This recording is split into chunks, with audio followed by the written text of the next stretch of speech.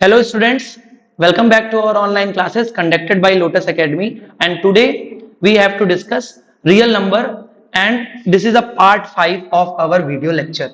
तो बच्चों आज की क्लास में सबसे पहले हम जनरली केस स्टडी डिस्कस करेंगे। आप सबको पता है कि आपके एग्जाम में क्वेश्चंस के साथ साथ कुछ केस स्टडी भी आती हैं और वो डिपेंड नहीं करता कि किस चैप्टर से रिलेटेड हो सकती हैं। तो चैप्टर नंबर 1 हम डिस्कस कर रहे हैं, तो बेटा वीडियो 5th में हम इसके केस स्टडी को डिस्कस करेंगे और नेक्स्ट वीडियो में हम assertion reason type questions case study से रिलेटेड डिस्कस करेंगे।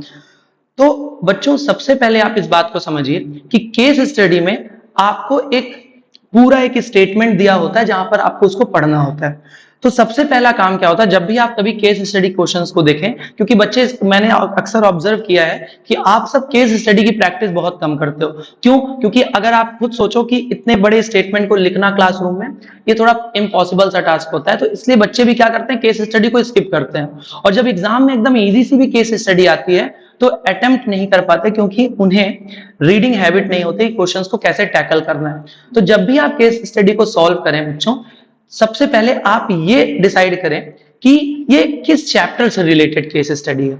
उसके बाद उसके कुछ फंडामेंटल्स आपको क्लियर होंगे and you will achieve the good marks. तो देखिए यहाँ पर जो केस स्टडी है वो लाइब्रेरी से रिलेटेड है कि library is a place where literally musical, artistic और reference material such as book, manuscript, recording और films are kept for use not for sale. यहाँ लाइब्रेरी के बारे में बताया गया है, लाइब्रेरी की हिस्ट्री बताई गई कि कहां से ये वर्ड आया है। हमारा question as a maths students या मैथ्स टीचर, हमारा क्वेश्चन स्टार्ट होता है यहां से, ठीक है। देखिएगा, the school nominates you and two section, section A and section B for grade 10। बेटा 10th क्लास के स्टूडेंट्स के लिए स्कूल ने क्या किया, दो सेक्शन बनाए, दैट इज सेक्शन ए और सेक्शन बी। सेक्शन ए में कितने बच्चे थे स्टूडेंट्स? 32 स्टूडेंट्स। और सेक्शन बी में कितने थे?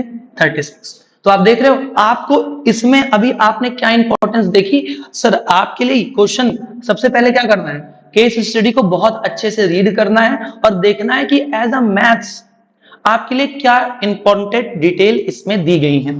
तो आपने देखा कि the school nominates you and two sections, section A and section B for grade 10। Class 10th के लिए there are 32 student in section A. आपको पहली इंफॉर्मेशन मिली कि 32 students are present in section A and 36 student are present in section B. तो बच्चों अब इसका मतलब जो भी क्वेश्चन होंगे वो इन्हीं इंफॉर्मेशन के बेसिस पर आपसे क्वेश्चन पूछे जाएंगे, ठीक है। तो इतने तक आपने ये पढ़ लिया और हर चैप्टर जब हम पढ़ेंगे तो उसकी केस स्टडी में हम ये डिस्कस करेंगे कि हम कैसे डिटरमाइन करते हैं कि किस चैप्टर की ये केस स्टडी है। जो केस स्टडी है वो 2021 में भी आई है, ठीक है। तो now we move to the next point. अब इसके क्वेश्चंस पर देखते हैं। हमें ये इंफॉर्मेशन थी 32 स्टूडेंट सेक्शन ए में, ये याद रखिएगा बेटा।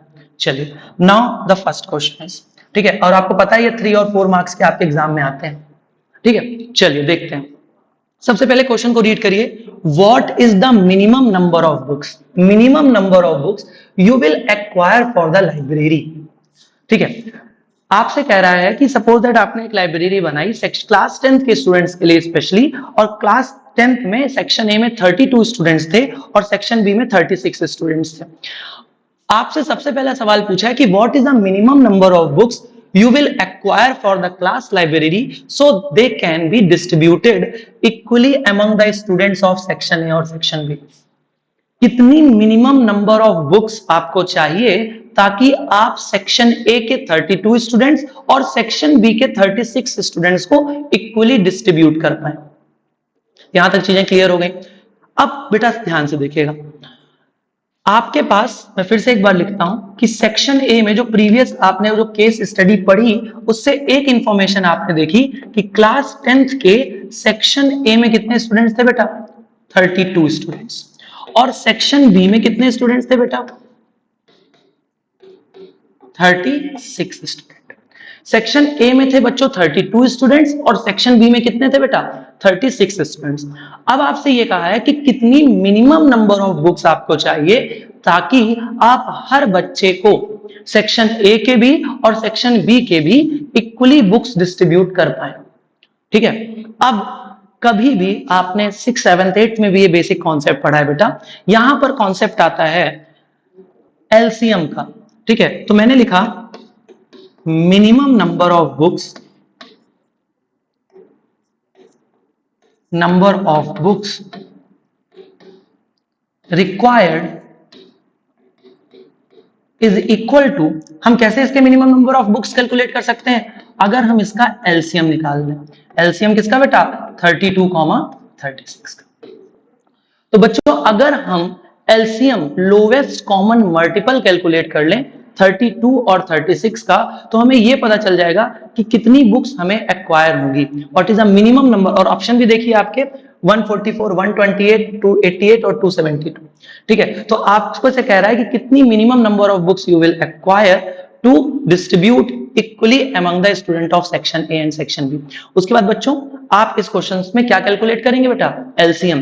क्यों, कभी भी आपसे कभी ऐसे क्वेश्चन आए minimum number of books required, ठीक है, या minimum number of sweet required to distribute equally among the children, तो उस केसेस में आप क्या कैलकुलेट करते हो बेटा, लोएस्ट कॉमन मल्टीपल। ठीक है, एक और क्लू था यहां पकड़ने का कि आप देख रहे हो कि 32 और 36 है। ठीक है, 32 और 36, और इसमें जो चारों ऑप्शंस हैं वो इनसे बड़ी वैल्यूज हैं, तो ये इनके मल्टीपल होंगे। अगर मैं और इसको प्रिसाइज बोलूं तो वो छोटे से छोटा नंबर जो 32 और 36 की टेबल में आ जाए या 32 और 36 से कंप्लीटली डिवाइड हो जाए, उतनी मिनिमम नंबर ऑफ बुक्स हमें एक्वायर होंगी। तो बच्चों एलसीएम निकालने के लिए क्या करते हैं, सबसे पहले हम 32 का प्राइम फैक्टराइजेशन करते हैं और 36 का प्राइम फैक्टराइजेशन करते हैं। एक बार वीडियो नंबर 1 में जो हमने बात बताई थी वही चीजें हम फिर से एक बार रिवाइज करेंगे। तो बच्चों जब आप 32 का प्राइम फैक्टराइज करोगे तो 2 16, अगेन 2 8, फिर कितना बेटा 2 4 2 2 और 2। ठीक है, 2 देखिए बेटा 16 आया, 8 आया, 4 आया, ये प्राइम फैक्टराइजेशन। और आप 36 का जब prime factorization again prime number 2 लोगे तो कितना आएगा बेटा 18, अगेन 2 तो 9, अगेन 3 3 1।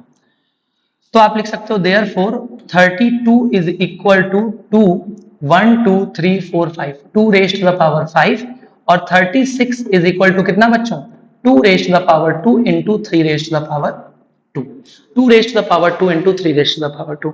और बच्चों आपको याद है कि एलसीएम में हम क्या लिखते थे, देखो आपको इतना डिटेल में नहीं करना है, आप तो डायरेक्ट ऑप्शन देखोगे, एलसीएम कैलकुलेट करोगे और सॉल्व कर लोगे। लेकिन जब मैं इसको आपको डिटेल में समझा रहा हूं सिर्फ इसलिए कि अगर आपको नहीं आ रहा, आपने वीडियो नंबर 1 नहीं देखी है, तो भी आप इस क्वेश्चन को अटेम्प्ट कर पाए। एलसीएम के लिए क्या लिखते थे बेटा, product of prime factors with क्या बच्चों, highest power. Lowest power LCM के लिए ही होता था, और सॉरी लोवेस्ट पावर जो होता था वो एचसीएफ के लिए होता था, और हाईएस्ट प्राइम फैक्टर की जो हाईएस्ट पावर होती थी वो किसके लिए कंसीडर हम करते थे बेटा, एलसीएम कैलकुलेट करने के लिए। तो यहाँ 2 की पावर 5 इंटू कितना 3 रेज़्ड टू पावर 2। आप इसको देखेंगे तो 32 इंटू कितना 9, 9 2 जा 18, कैरी 1, 9 3 जा 27 और 1 28। सो यहां पर जो ऑप्शन होगा वो 288 होगा। बच्चों 288 number of books are required, आपको 288 बुक्स चाहिए, that's why you distribute equally among the children of class 10 section A and section B. Okay, तो ये चीज आपको समझ में आ गई। केस स्टडी जितना पैराग्राफ था बच्चों, उस पैराग्राफ में सिर्फ 2-3 पॉइंट आपके काम के होंगे, रीड इट क्विकली, वो सारे पॉइंट्स आप लीजिए और क्वेश्चंस को सॉल्व करने में हेल्प होंगे। ठीक है, तो क्वेश्चन फिर से मैं पढ़ रहा हूं, what is the minimum number of books acquire. बेटा मिनिमम कभी भी पूछे, मिनिमम पूछे, what you have to calculate, you calculate the LCM, lowest common multiple, वो छोटे से छोटा नंबर जो उनकी टेबल में आए। तो 32 और 36 की टेबल पे कौन सा नंबर आएगा बेटा, 288। I hope please note it down. ठीक है, बहुत छोटा सा पॉइंट था, आप इसे नोट करिए, फिर हम नेक्स्ट क्वेश्चन पे चलते हैं। ठीक, ओके नेक्स्ट। ठीक है, यहां तक चीजें क्लियर हो गई बेटा, चलिए ठीक है, नेक्स्ट क्वेश्चन देखिएगा बेटा। क्वेश्चन को ध्यान से पढ़िए। अगेन सबसे पहले आप पढ़ा करिए, उसके बाद क्योंकि आप पढ़ेंगे तो डेफिनेटली आप इसका आंसर फाइंड आउट कर पाएंगे। ठीक है, अब बेटा यहां पर एक स्टेटमेंट दी गई है कि if the product of two positive integer is equal to the product of their HCF and LCM is true. अगर product of two positive integer is equal to product of their HCF and LCM is true, the HCF 32,36 is. तो बच्चों आपने सबसे पहले portion, ये सारा जो topic है वो सब हम लेक्चर नंबर 1 में देख चुके हैं। आपको पता है ना कि प्रोडक्ट ऑफ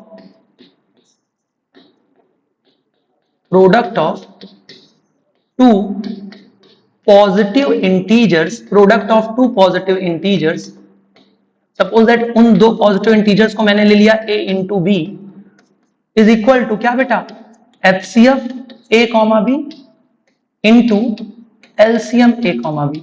इससे क्वेश्चंस भी हमने किए थे। तो product of two number is equal to product of their HCF and LCM. दो नंबर के प्रोडक्ट जो होंगे वो हमेशा इक्वल होंगे किसके, product of their HCF and LCM. तो देखिएगा बच्चों ध्यान से कि अगर आप ऐसा कहते हैं तो you have to find out the HCF of 32 and 36। और 32 क्या था आपको याद है बेटा, सेक्शन ए में पढ़ने वाले बच्चे, और 36 क्या था, सेक्शन बी में पढ़ने वाले बच्चे। ठीक है, तो बेटा आप यहां पर लिखिए एक बार 32 इंटू 36, ये स्टेटमेंट 2 है, आपको पता ही है बेटा। You have to find out the HCF A comma B. आपको क्या फाइंड आउट करना है बेटा, एचसीएफ ए कॉमा बी। और बच्चों अभी आपने एलसीएम फाइंड आउट किया है। कितना एलसीएम फाइंड आउट किया बेटा, एक मिनिमम नंबर ऑफ बुक्स के थ्रू आपने एलसीएम ही तो फाइंड आउट किया था। कितना था बच्चों, 288। कितना था बच्चों, 288। ट्रांसफर कर दीजिए बेटा, 32 into 36 is equal to HCF A comma B upon कितना बेटा, 288। ठीक है, हम चाहें तो डायरेक्ट एचसीएफ का फॉर्मूला लगा दें, प्राइम फैक्टराइज हमने किया ही था, product of common term with highest power but sorry lowest power, but यहां पर हम ऐसा नहीं करेंगे, हम इस फॉर्मूले से यूज करेंगे। ठीक है, आप इसको टेबल से कट कर लीजिए बेटा। कैसे होगा, आप चाहे तो 3 की टेबल से कर दिए, 6 की टेबल से करिए। 6 6 जा कितना 36, और 6 4 जा कितना 24, रिमाइंडर कितना आया बेटा 44, और 8 कितना हो जाएगा बेटा 6 8 जा। Okay, any doubt class. Again इसको आप कट करिए, कितना 6 1 जा 6, और कितना बेटा 6 8 जा, और 8 से कट करेंगे तो कितना आ जाएगा बेटा 8 4 जा कितना बेटा 32, 8 4 जा क्या हो जाएगा बच्चों 32। तो एचसीएफ ए कॉमा बी कितना हो जाएगा बेटा, एचसीएफ ए कॉमा बी जो हो जाएगा वो हो जाएगा बेटा 4। एचसीएफ ए कॉमा बी जो है उसकी वैल्यू क्या हो जाएगी बच्चों 4 हो जाएगी। तो यहां तक पॉइंट आपको क्लियर हो गया। अगर आप इस पॉइंट्स को टेबल में आप डायरेक्ट भी कट कर सकते तो हो सकता है ये सारी वैल्यूज डायरेक्ट भी कैंसिल हो जाए, बट अगर नहीं हो रही तो आप ऐसे, दूसरा तरीका क्या था, आप दूसरे तरीके में क्या कर सकते हो, दूसरे मेथड में जनरली आप क्या देख सकते हो बेटा कि आप इसका प्राइम फैक्टराइजेशन कर देते हैं। मैंने यहाँ प्राइम फैक्टराइजेशन क्यों नहीं किया बच्चों, क्योंकि आपको ये स्टेटमेंट को प्रूव करना था कि product of two number is equal to HCF into LCM. Okay, I hope आपको ये क्वेश्चन समझ में आ गया होगा। Now we move to the next question. ठीक, अब देखिएगा बेटा क्वेश्चन क्या कह रहा है बच्चों कि 36 can be expressed as a product of prime. आपने सबसे पहली बात जो मैंने आपको बताई थी that is the fundamental theorem of arithmetic, और उसमें मैंने आपको कहा था कि every composite number can be uniquely expressed as a product of prime. बच्चों क्या था कि दुनिया में जितने भी कंपोजिट नंबर होते हैं ना बेटा, they can uniquely expressed as a product of prime. ठीक है, तो 36 तो बच्चों एक कंपोजिट नंबर है, तो आपसे कह रहा है कि 36 को क्या आप प्रोडक्ट ऑफ प्राइम में एक्सप्रेस करेंगे, तो कैसे करेंगे बेटा, ध्यान से देखिए बेटा। 36 का प्राइम फैक्टराइजेशन करिए। अभी आपने जब एलसीएम कैलकुलेट किया था तो you have to factorize it, again हम इसे फैक्टराइज करेंगे। 2 से हमने किया कितना हो जाए बेटा 2 1 जा और 6 18, अगेन 2 से हमने किया कितना आ गया बेटा 9, फिर हमने किससे 3 से किया 3 3 जा 9 और 3 1 जा। तो आप क्या लिख सकते हो 36 is equal to 2 raise the power 2 into 3 raise the power 2। ठीक है, तो आपने देखा कि दिस इज ऑप्शन ए। बेटा ये सारे क्वेश्चंस जो देखने में बहुत ही आसान से हैं, बिल्कुल ये आसान है, बट जैसे ये पैराग्राफ के फॉर्म में हमारे एग्जाम में आते हैं, और एक और चीज होती है कि केस स्टडी एकदम लास्ट में होती है आपके एग्जाम में। तो क्या होता है कि हम शुरू से सॉल्व करते हुए हम थोड़ा सा प्रेशराइज महसूस करते हैं और क्वेश्चंस को स्किप कर देते हैं। इसीलिए सीबीएसई आपको 15 मिनट्स देता है बच्चों। फर्स्टली आप पूरे पेपर को एक बार गो थ्रू कर लें, सारे क्वेश्चंस जो आपको आते हैं उन्हें सर्कल कर लें और उसके बाद अटेम्प्ट करें।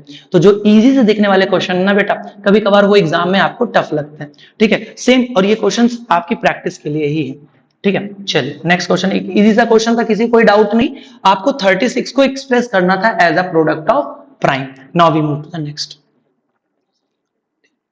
अगेन बेटा फंडामेंटल थ्योरम ऑफ अर्थमेटिक का ही एक क्वेश्चन, ठीक है, उसी से रिलेटेड देखिएगा, शायद मैंने इसे पहले कराया भी है। 7 इंटू क्या है बेटा, 7 इंटू 11 इंटू 13 इंटू 15 प्लस 15, ठीक है, ये आपका क्वेश्चन है, ठीक है। अब आपसे ये कह रहा है कि ये क्या है, प्राइम नंबर है कि कंपोजिट नंबर है, नाइदर प्राइम नॉर कंपोजिट या नन ऑफ दिस, ठीक है। तो सबसे पहले बेटा अगर हम बात करें 7, अगर इसमें से जो लिखा हुआ है, अगर मैं 15 को कॉमन ले लेता हूं बच्चों, टेकिंग कॉमन 15, ये कितना हो जाएगा 7 into 11 into 13 into 1 plus 1। Any doubt? हमने यहां से क्या किया बेटा, 15 को कॉमन लिया, क्योंकि मल्टीप्लाई में था, यहां पर भी, यहां पर हमने कॉमन ले लिया, हमने 15 को लिखा। और बेटा हम इसे क्या लिख सकते हैं, ठीक है, अगर हम इसे करें, अब बेटा 91, ठीक है, आपको पता है ना multiplication of numbers can not be depend on their orders. तो आपने देखा बेटा 13 7 जा कितना 91 इंटू 11, और 1 से मल्टीप्लाई करेंगे तो यही वैल्यू आएगी +1, ठीक है।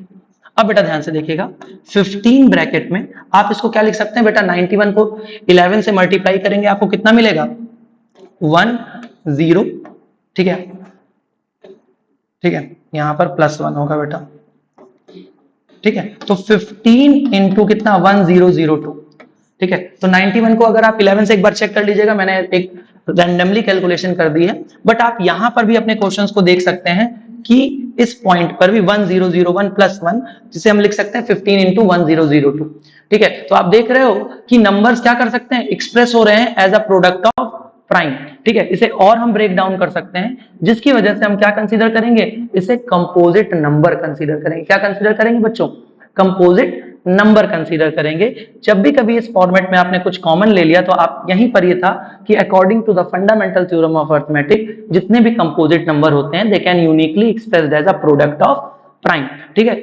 Okay, now we move to the next question. कोई डाउट नहीं है इसमें? चलिए, इसी के साथ हमारी पहली केस स्टडी फिनिश होती है। पहली केस स्टडी में एटलीस्ट 4-5 क्वेश्चंस थे, 4-5 मार्क्स के, जो आपको अटेम्प्ट करने हैं। Now we move to the second case study. हम सेकंड केस स्टडी के बारे में डिस्कस करते हैं। अब इस केस स्टडी को भी पढ़िएगा, ये भी प्रीवियस ईयर में आई हुई है, ठीक है। Mister Harish Prakash is a mathematics teacher, ठीक है। तो यहाँ पर हरीश प्रसाद साहब एक मैथमेटिक्स टीचर हैं।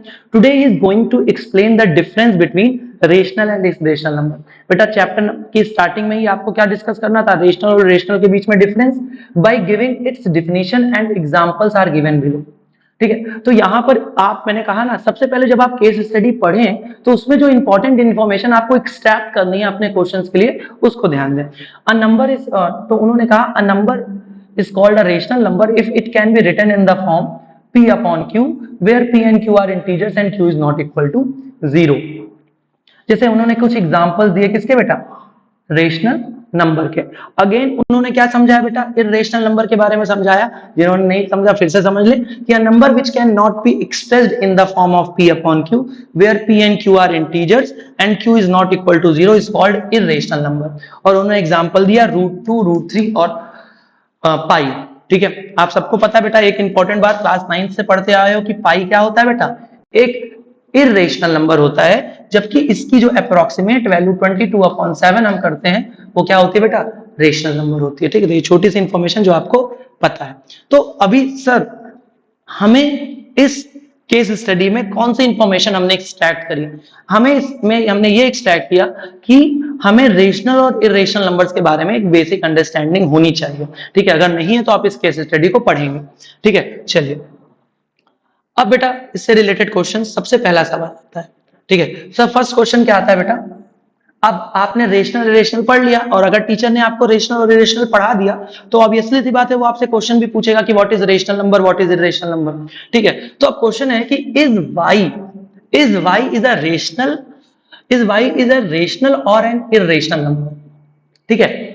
बेटा आपसे पूछ रहा है, सपोज दैट आपकी वैल्यू लिखी हुई है y square is equal to 21/16, उन्होंने आपसे पूछा कि ये जो y square is equal to 21/16 लिखा हुआ है वो रेशनल है बच्चों की इरेशनल है, वो रेशनल है कि क्या है बेटा, इरेशनल है। तो बच्चों देखिएगा ध्यान से, आपने कहा सर अगर हमने देखा तो फर्स्ट जो व्यू है उसमें हमें 21/16 जो है वो रेशनल दिख रहा है, लेकिन बच्चों ध्यान से समझिएगा कि जब तक हम इसे पूरा सॉल्व ना कर जाएं, क्योंकि यहां पर हमें y की वैल्यू y स्क्वायर दिया गया, तो बेटा अगर मैं इसको सॉल्व करूं तो मुझे y की वैल्यू क्या मिलेगी, प्लस माइनस √21/16, ठीक है।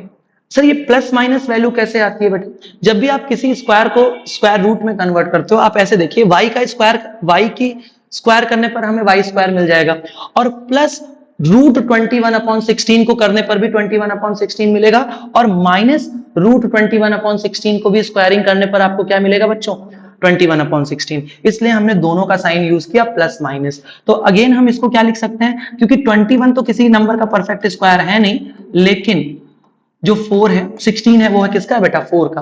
तो हमारे पास y की वैल्यू कितनी आ गई बेटा, प्लस माइनस √21/4, क्या है बेटा।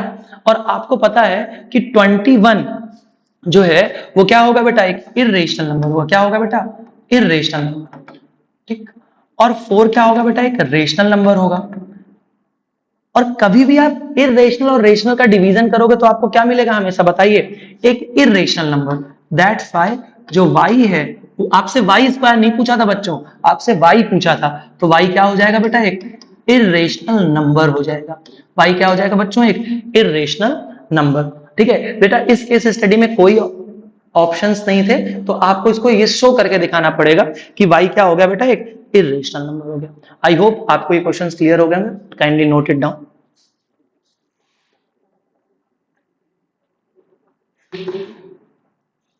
नोट हो गया बेटा, वेरी गुड। चलिए नेक्स्ट पॉइंट हम डिस्कस करते हैं। तो हमने देखा कि वाई स्क्वायर जो हो गया वो एक इरेशनल नंबर है। Now we move to the next point. Next हमारा क्वेश्चन क्या है देखते हैं।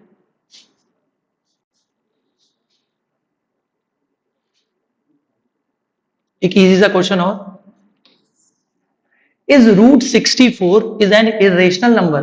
क्या बेटा जो √64 है वो एक इरेशनल नंबर है, ठीक है। इफ नो एक्सप्लेन, ठीक है। अगर ये नहीं है तो आप इसको एक्सप्लेन करिए। बेटा इरेशनल नंबर की बेसिक कंडीशंस क्या थी, कि जनरली हमें रूट के अंदर कोई भी प्राइम नंबर अगर मिल जाए तो हम उसे क्या कंसीडर कर लेते थे बेटा, इरेशनल नंबर।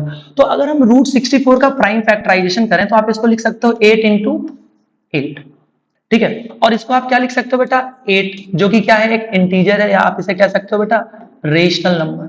स्क्वायर रूट को सॉल्व करने पर आपको एक इंटीजर मिल गया, ठीक है।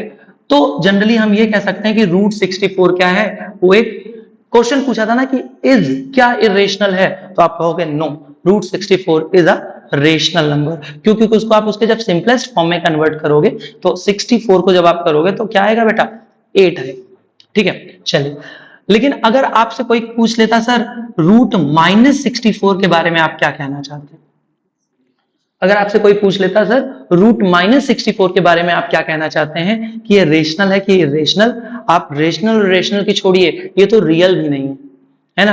क्यों, क्योंकि बेटा अब फिर से मैं एक पॉइंट बोलता हूं कि रियल नंबर आपको कैसे पहचानना है। अगर किसी नंबर का स्क्वायर करने पर, किसी निगेटिव नंबर का भी स्क्वायर करने पर आपको पॉजिटिव नंबर मिले, it is a real number. But आप देख रहे हो √-64 का अगर आप स्क्वायर करोगे तो यू गेट द -64, ठीक है। तो ये रियल नंबर भी नहीं है, तो सर ये क्या है, ये इमेजिनरी नंबर या कॉम्प्लेक्स नंबर इसे हम कह सकते हैं। Okay, now we move to the next, ठीक है।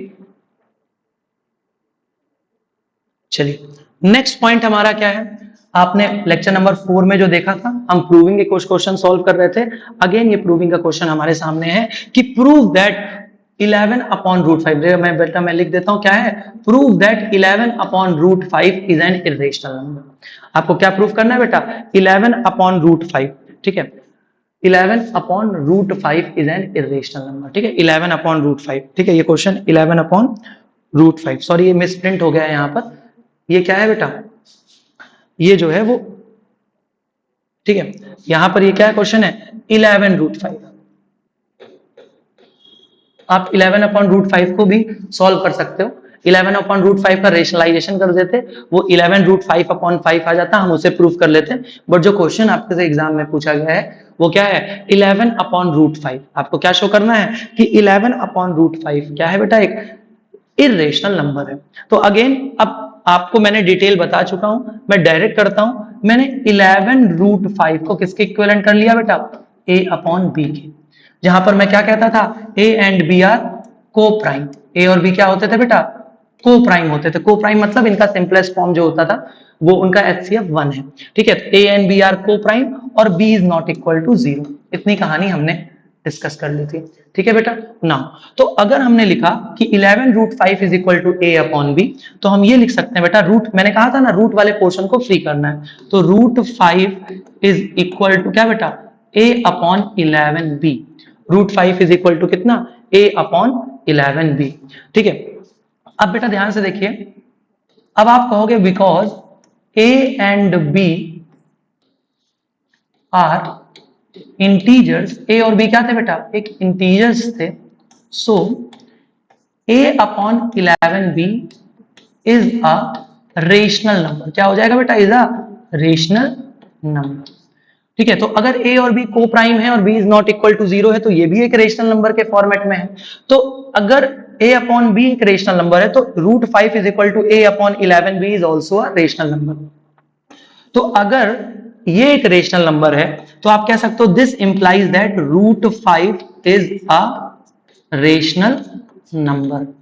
Root 5 is a rational number, ठीक है। अच्छा यहां पर हमने क्या एक चीज मिस कर दी, हमको लिखना चाहिए था let 11 root 5 be a rational number, है ना। ये हम लाइन हमने मिस करी, मैंने डायरेक्ट के लिए ये मिस कर दिया था। आपको लिखना था let 11 root 5 be a rational number. और अगर 11 रूट 5 रेशनल नंबर है तो आप ये कह सकते हो कि 11 root 5 is equal to a upon b, इसके सिंपलेस्ट फॉर्म में, और root 5 is equal to a upon 11b।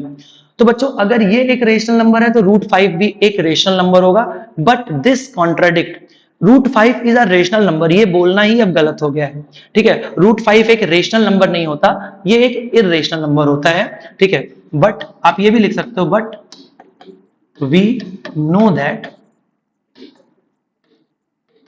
Root 5 is an irrational number, ठीक है। सो आवर एजम्पशन, जो हमारी एजम्पशन है वो क्या है बेटा, so our assumption is wrong. हमारी एजम्पशन क्या हो गई बेटा, रॉन्ग हो गई। और 11 root 5 is an irrational number. तो चलिए इरेशनल नंबर की प्रूविंग पे हमने एक और सवाल कर लिया, ठीक है। आप कितना शॉर्टकट उस क्वेश्चन को कर सकते हो वो उसका एग्जांपल था, क्योंकि केस स्टडी में आया हुआ था। मैंने लेक्चर नंबर 4 में आपको डिटेल में समझाया है कि इसको कैसे करना है। अगर आपने वो वीडियो नहीं देखी तो एक बार उसे जाके गो थ्रू कर लीजिए, ठीक है। हमने क्या करा, सबसे पहले आपने देखा क्वेश्चन स्टार्ट कहां से हुआ था, क्वेश्चन स्टार्ट एक केस स्टडी से था कि मिस्टर पारेख साहब एक नंबर्स को बता रहे थे और उसमें आपसे क्या इंफॉर्मेशन दी गई थी। तो आपने सिर्फ इतना देखा कि उसमें कोई जनरल इंफॉर्मेशन नहीं थी, जो आपने रियल नंबर्स के बारे में पढ़ा था वही इंफॉर्मेशन का यूज था। पहले क्वेश्चन में आपने चेक किया कि कौन सा नंबर रेशनल है कि नहीं, है ना। दूसरे में भी सेम यही था और तीसरे में तो आपसे रेशनैलिटी प्रूव भी करा लिया, ठीक है। तो prove that 11 root 5 is an irrational number. तो आपने इसको सॉल्व किया, 11 root 5 is equal to a upon b। क्योंकि बच्चों अगर आपने इसको रेशनल कंसीडर किया है तो आप इसको सिंपलेस्ट फॉर्म में लिख सकते हैं, 11 root 5 is equal to a upon b। मैंने शॉर्ट में बोला कि a and b are coprime, ऐसे नंबर जिनका HCF क्या होता है बच्चों, 1 होता है उसे हम क्या कहते हैं, को प्राइम कहते हैं, और b is not equal to 0। क्या लिखा बेटा, रूट 5, और हमने 11 को ट्रांसपोज किया, अगर ये मल्टीप्लाई में है बेटा उधर ट्रांसफर होगा, सॉरी उधर ट्रांसफर होगा तो ये क्या हो जाएगा, डिवाइड में हो जाएगा a अपॉन 11b। और बेटा जब a और b इंटीजर्स हैं तो a अपॉन 11b क्या हो जाएगा, रेशनल नंबर हो जाएगा। ठीक है, बहुत सारे बच्चे ये बात लिख तो देते हैं लेकिन सिर्फ याद करने, याद मत करिए बेटा। रियल नंबर बहुत ही कॉन्सेप्शनल टॉपिक है, तभी मैं इतने लेक्चर्स इस पर लेकर आ रहा हूँ। बाकी जब कैलकुलेटिव पोर्शन स्टार्ट होगा तो आप देखेंगे कि एक ही वीडियो लेक्चर्स में हम बहुत ढेर सारे क्वेश्चंस को कवर अप कर लेंगे। ठीक है, तो यहां पर हमने क्या लिखा, दिस इंप्लाइज दैट, ये सिंबल किसका होता है बच्चों, दिस इंप्लाइज दैट का root 5 is a rational number. Root 5 क्या हो गया बेटा, एक रेशनल नंबर हो गया। बट आपको पता है, आप ये भी लिख सकते हो, but it contradict our fact that root 5 is क्या बेटा, इरेशनल। ठीक है, और इससे हमारी एजम्पशन जो हमने रेशनल कंसीडर किया था वो गलत हुई, और so 11 root 5 is an irrational number. I hope आपको ये पॉइंट क्लियर हुए होंगे। ठीक है, ठीक है, ओके। ठीक है, तो नेक्स्ट वीडियोस में हम रियल नंबर्स के असर्शन रीजंस टाइप क्वेश्चंस लेकर आएंगे। Okay, thank you class.